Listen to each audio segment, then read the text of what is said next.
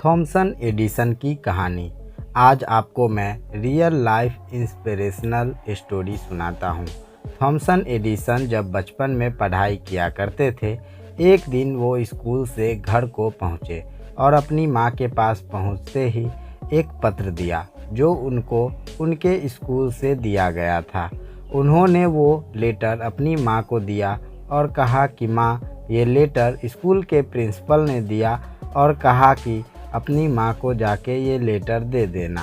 उनकी माँ ने तुरंत वो लेटर एडिसन के हाथ से लेकर उसे पढ़ने लगी। पढ़ते पढ़ते उनकी आंखें नम हो गई। उन्होंने एडिसन को गले लगा लिया। एडिसन ने बड़ी बेसब्री से पूछा कि माँ, इसमें लिखा क्या है, वो तो बताओ। तो माँ फिर से उस लेटर को खोला और दोबारा पढ़ने लगी ज़ोर ज़ोर से, ताकि एडिसन उसे सुन सके।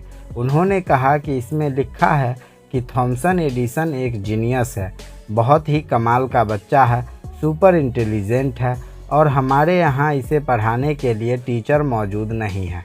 इस बच्चे को हम अपने स्कूल में नहीं पढ़ा सकते हैं, इसीलिए आप इस बच्चे को अपने घर पर पढ़ाइए।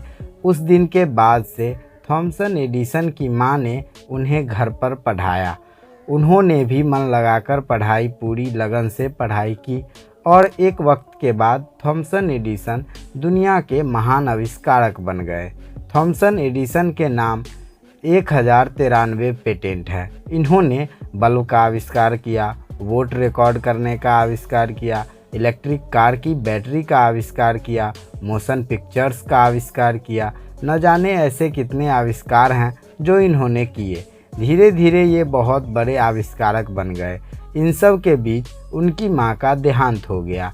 एक दिन ये घर की साफ सफाई कर रहे थे तो उन्हें वो पेपर मिला जो बचपन में उनकी माँ को उनके स्कूल के प्रिंसिपल ने दिया था। उन्होंने उस पेपर को खोला।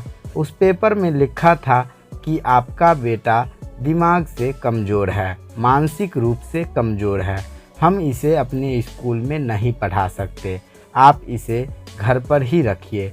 और उस दिन थॉमसन एडिसन की आंखों से आंसू आ गए। उन्हें लगा कि उनकी माँ ने कितना बड़ा काम किया है। मेरी इस सफलता के पीछे मेरी माँ का हाथ है।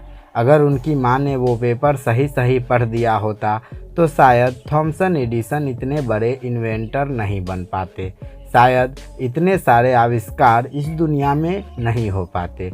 चाहने से क्या नहीं मिल पाता है। हम कई बार कई लोगों को ऐसे शब्द कह देते हैं कि जिससे वो अंदर तक टूट जाते हैं। उन्हें विश्वास दिलाना चाहिए। शब्दों में बहुत बड़ी ताकत होती है। मतलब कि बातें नहीं करनी चाहिए, अच्छी बातें करनी चाहिए। जो सीढ़ियाँ किसी के लिए ऊपर जाती है वो किसी के लिए नीचे भी आती है। सब कुछ सोच और शब्द पर निर्भर करता है।